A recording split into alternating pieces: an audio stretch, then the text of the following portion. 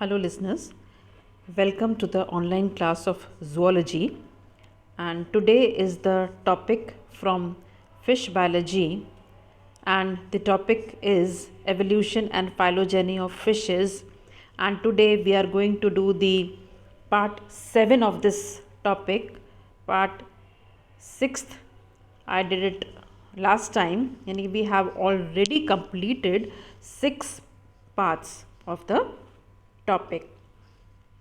And in the part 6, if you remember, we did about Actinopterygiae, and Actinopterygiae is evolved from Chirolapis like ancestor, as I told you before.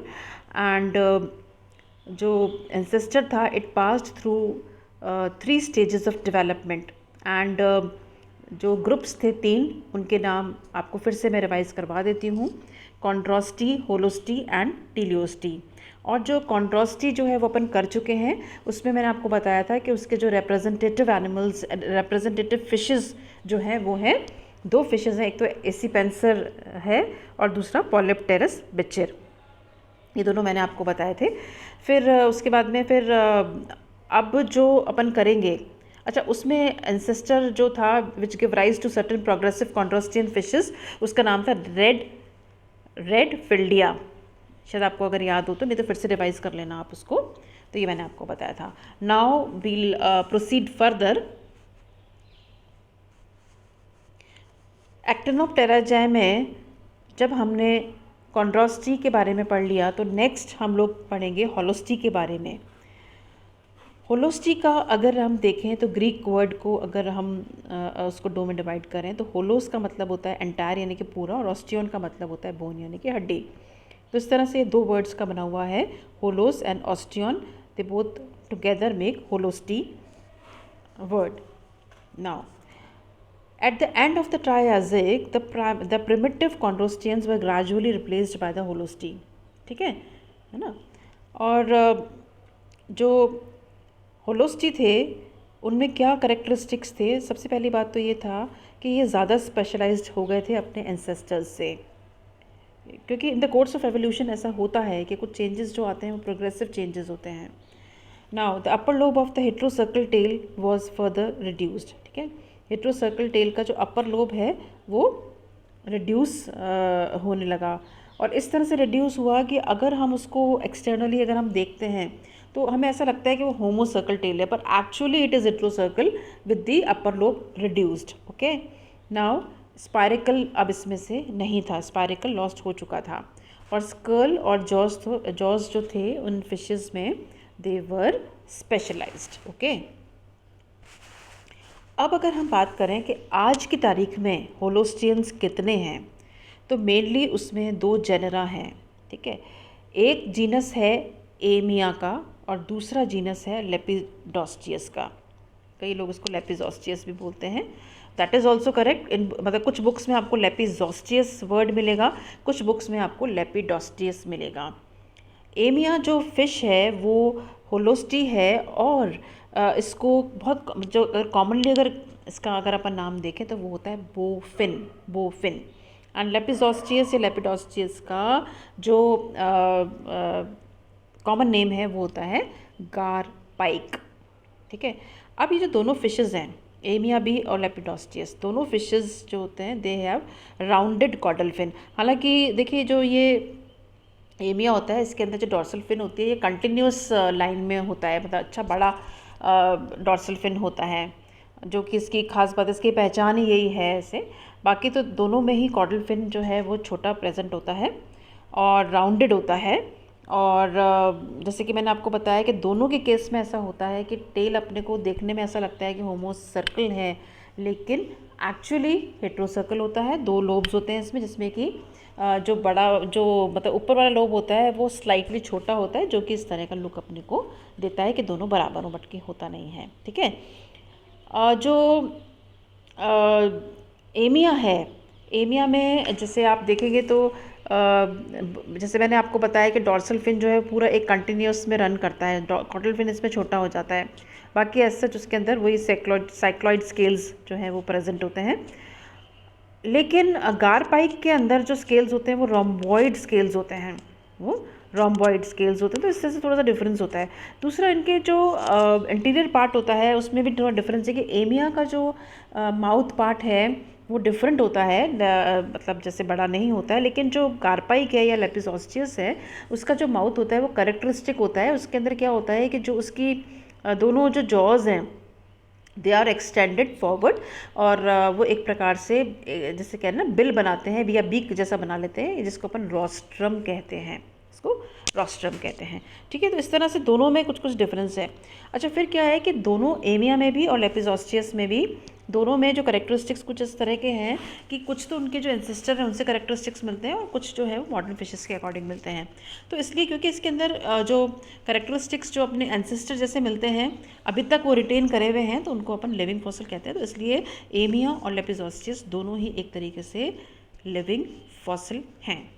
अब होलोस्टियंस हैं, वो क्या हुआ, they were gradually replaced by teleosts, they were gradually replaced by teleost. और आज teleost का जो number of fishes है वो बहुत ज़्यादा है बोनी फिशेस का।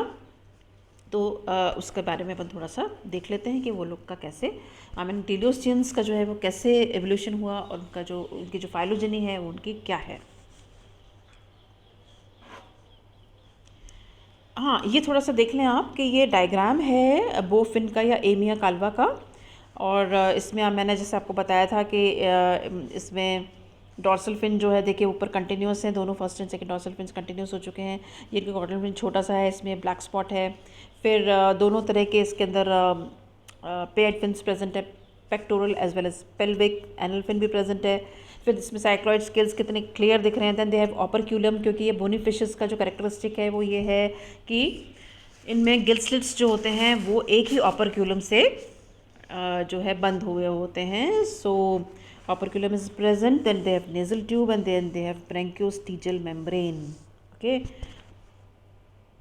now this is garpike यानी कि लेपिसॉस्टियस या लेपिडोस्टियस। इसमें देखिए मैंने आपको बताया था कि it has got rostrum, it has got bill जो कि बाहर एक्सटेंडेड होता है। फिर इसके अंदर जो स्केल्स हैं वो साइक्लॉइड नहीं है बल्कि रोम्बॉइड स्केल्स हैं। और इसमें भी ये टेल जो कि होमोसर्कल जैसी दिख रही है कॉडल फिन, लेकिन उसमें जो टेल है वो हेट्रोसर्कल टेल होता है, हालांकि कॉडल फिन उसका इस प्रकार का होता है, दिख रहा है आपको। और इसके अंदर एक बात और नोटिस करिए आप कि इसमें जो डॉर्सल फिन है वो छोटा है एज़ कम्पेयर टू बोफिन। ठीक है, नाउ एक बात और आप ध्यान रखें, वो बताना चाह रही हूँ आपको कि जो दोनों फिश जो हैं इन दोनों फिश में एयर ब्लैडर या स्विम ब्लैडर प्रेजेंट होता है। तो ये भी इनकी खास बात है, दोनों में ही होता है, एमिया में भी होता है और गारपाइक में भी होता है। ठीक है, नाउ अब अपन पढ़ेंगे टीलियोस्ट जो कि मेन फिश होती है, ये भी टीलियोस्ट। अब इसमें क्या जो होलोस्टियंस हैं they were gradually replaced by the teleost. पहला जो टीलियोस्ट जो कि मतलब एक रिप्रेजेंटेटिव जो जीनस है या जो रिप्रेजेंटेटिव फिश है फर्स्ट टीलियोस्ट जो है वो है Leptolepis. Leptolepis it arose in the Jurassic. ठीक है, जुरासिक पार्क ध्यान है मूवी, वो डायनासोर्स के लिए डोमिनेट करते थे जुरासिक पीरियड में डायनासोर्स। ठीक है ना, तो वही है कि तब लैप्टोलैपिस भी जो है वो फर्स्ट टीलियोस अपीयर हुई थी at the time of Jurassic. It is intermediate between Holostei and Teleostei. क्या, लैप्टोलैपिस जो कि एंसेस्टर है ना टीलियोस्ट का, वो किसके किसके बीच में इंटरमीडिएट है, होलोस्टी के कुछ करेक्टरिस्टिक्स इसमें प्रेजेंट हैं और कुछ करेक्टरिस्टिक टीलियोस्ट के प्रेजेंट है लैप्टोलैपिस में। ठीक है, अब टीलियोस्ट की सीधे सीधे बात अपन करें तो the scales lost the layer of ganoine and became transparent. ठीक है, जैसे गेनोइन की जो लेयर थी वो उसमें से हट गई थी and it became transparent. Caudal fin जो है वो होमोसर्कल हो गया टीलियोस्ट्स में, जो कि पहले हेट्रोसर्कल होता था वो होमोसर्कल हो गया, यानी कि दोनों लोब्स बराबर हो गए। जो एयर ब्लैडर है वो वेस्कुलर लंग से मॉडिफाई हो गया स्विम ब्लैडर में। फिर internal skeleton became fully ossified with specialisations in the skull, है ना। इंटरनल जो इंटरनल, क्योंकि तभी बोनी फिश इनको कहा जाता है क्योंकि इनका जो इंटरनल स्केलेटन है वो पूरी तरह से ऑसिफाइड हो गया था। ठीक है, देन जो नोटोकॉर्ड है वो भी वेस्टिजियल हो गई थी, because it is replaced, finally it is replaced by vertebral column made up of small bones known as vertebrae. Spiracle disappear हो गया था, स्पायरिकल डिसअपेयर हो गया मतलब। अब क्रिटेशियस पीरियड आते आते टीलियोस्ट अपने आप को बहुत अच्छे से इस्टेब्लिश कर लिया था, ठीक है। और यही नहीं, इस्टेब्लिश करने के साथ साथ में उनमें अडेप्टिव रेडिएशंस भी होने लगे थे, यानी कि they radiated into number of adaptive lines. हर तरीके से अपने आप को अडेप्ट करने की कोशिश इन्होंने करी, और इसीलिए जो है टीलियोस्ट ने फ्लरिश बहुत किया। फिर दे formed an extreme diverse groups. देखते देखते इन्होंने काफ़ी, इनका जो स्प्रेड हो गया, काफ़ी ब्रांचेस इनके निकल गई एक के बाद एक, और अच्छा इनका फैमिली बन गई टीलियोस्ट की। तब और इसलिए अब इसको ये भी कहा जा सकता है कि teleost is the most numerous group of all vertebrates consisting of 20,000 to 30,000 species. और इस बात का प्रूफ कहाँ पे दिया हुआ है? रोमर जो जोलॉजिस्ट्स हुए थे, A.S. रोमर, उनकी बुक में दिया हुआ है। He said that in 1962 that the most numerous group of all vertebrates consisting of 20,000 to 30,000 species. So quite a large number of fishes, bony fishes are found in this world. Okay.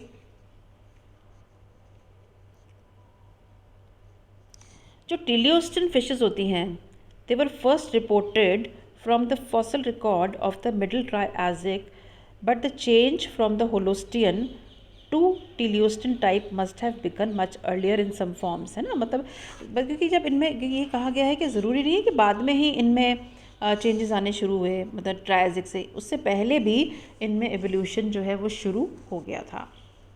Greenwood जो है 1966 में उन्होंने separate किया था टीलियोस्टन fishes into main 3 subdivisions, first subdivision, second subdivision and third subdivision. Each division, हर division क्या represent करता है?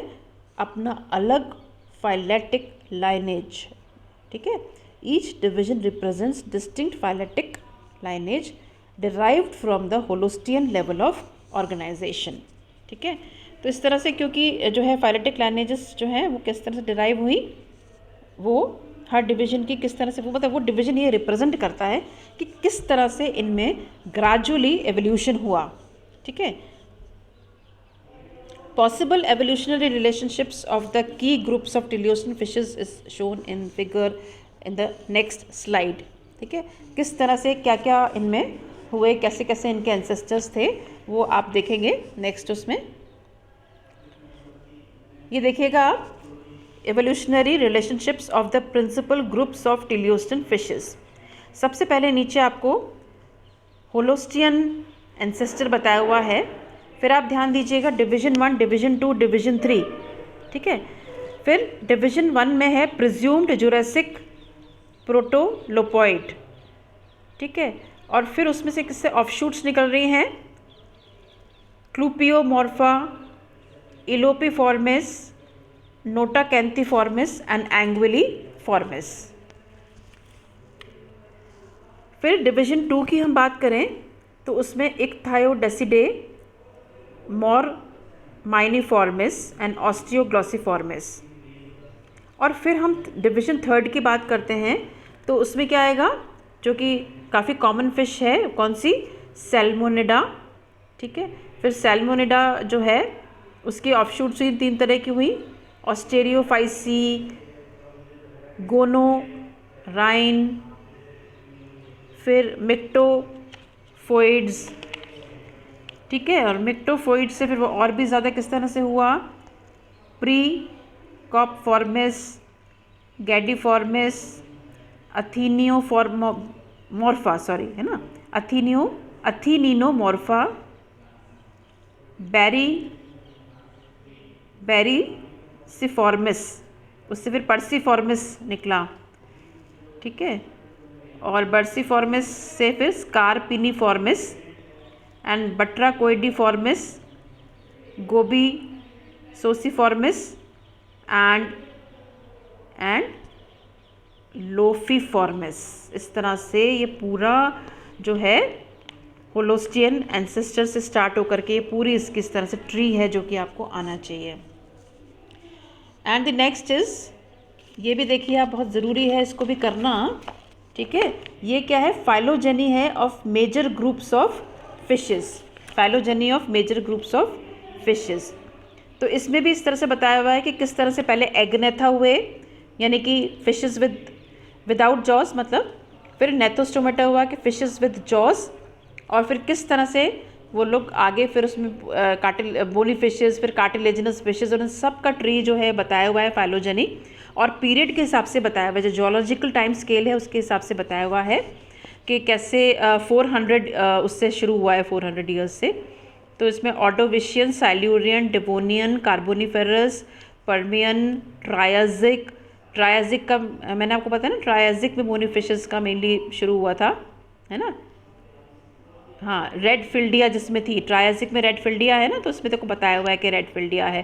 फिर किस तरह से जो है होलोस्टियंस हुए, फिर लैप्टोलेपिस के बारे में बताना है आपको, क्रिटेशियस में, ठीक है। फिर इस तरह से फिर सीनोजोइक तक ये चलते रहे, और फिर प्रेजेंट में ये सारे के सारे जो टीलियोस हैं ये प्रेजेंट हैं, ठीक है। काइमेरा, डिप्नोई, रेज, शार्क्स, ये सारे के सारे प्रेजेंट में आ जाएंगे। तो इस तरह से आपको जो फाइलोजेनी है मेजर ग्रुप्स ऑफ फिशेस की, वो इसके अंदर आपको बतानी है, जो कि मैंने आपको ये बता दिया है, ठीक है। So this is the end of the chapter evolution and phylogeny of fishes, and I hope आपको ये समझ आ जाएगा। प्लीज़ जो ये चार्ट और जो डायग्राम्स हैं इनको आप फिर से एक बार देख लीजिएगा बुक में, और जो या इसमें भी आप इसको एनलार्ज करके आप देख सकते हैं। तो और साथ ही revision is must must must. Please do revise everything, and कोई भी क्वेरी हो तो you can ask me on the WhatsApp group. So till then, thank you so much. Best wishes to you all. Bye.